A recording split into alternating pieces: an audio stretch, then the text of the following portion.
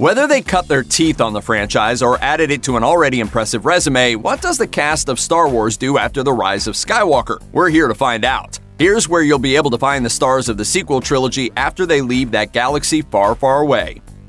Daisy Ridley was virtually unknown, with only a handful of short film and TV credits to her name when she was cast as Rey in Star Wars The Force Awakens. When the film was released in 2015, she became an international star, opening a world of new acting opportunities overnight. With Episode 9 completing Rey's on-screen arc, Ridley will be free of certain film franchise constraints, but she hasn't lined up a huge number of projects just yet. Even before she jumped into finishing Rise of Skywalker, she worked alongside Tom Holland on Chaos Walking, a film that's been subjected to repeated reshoots and at the moment does not have a release date. Hey Daisy, does Rey go to the dark side? Tom, come on! Still, that hasn't slowed Ridley down. Among her announced post-Skywalker plans are the World War II drama A Woman of No Importance, in which she'll play spy Virginia Hall, and the supernatural film Colma, which has been in the works for several years and is rumored to be part of the Cloverfield universe. John Boyega was a bit better known than Daisy Ridley when he signed on to play Finn in Star Wars The Force Awakens because he'd already been part of one of the great cult films of the 2010s, Attack the Block. Since Star Wars entered his life, though, Boyega's star has continued to rise.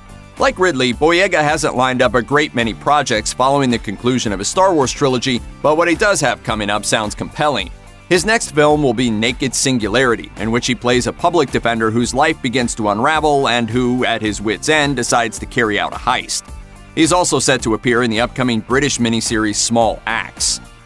Oscar Isaac's career had already spanned more than a decade and included an impressive series of diverse and compelling roles by the time Star Wars entered his life. His accomplishments before A Galaxy Far, Far Away included the likes of A Most Violent Year, Sucker Punch, and Inside Llewyn Davis, for which he was nominated for a Golden Globe.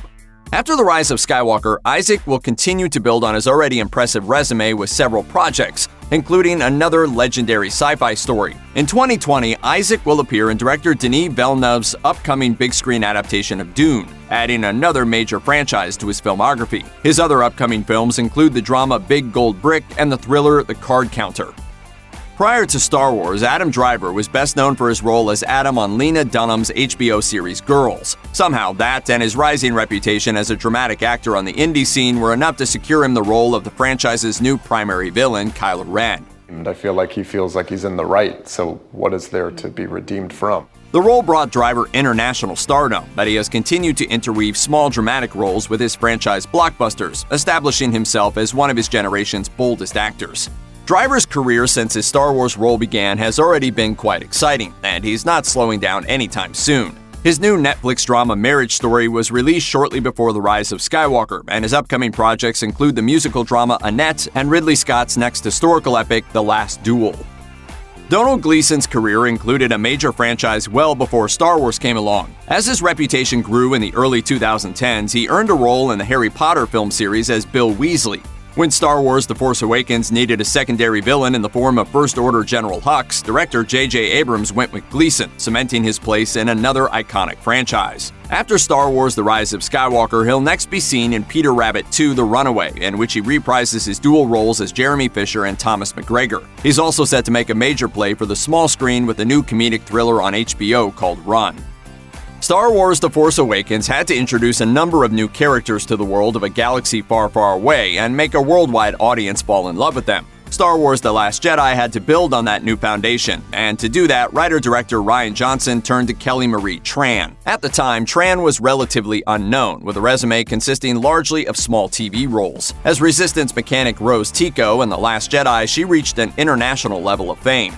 So far, Tran's kept a relatively low profile outside of Star Wars, with her only major work coming in the form of the Facebook Watch series Sorry for Your Loss with Elizabeth Olsen.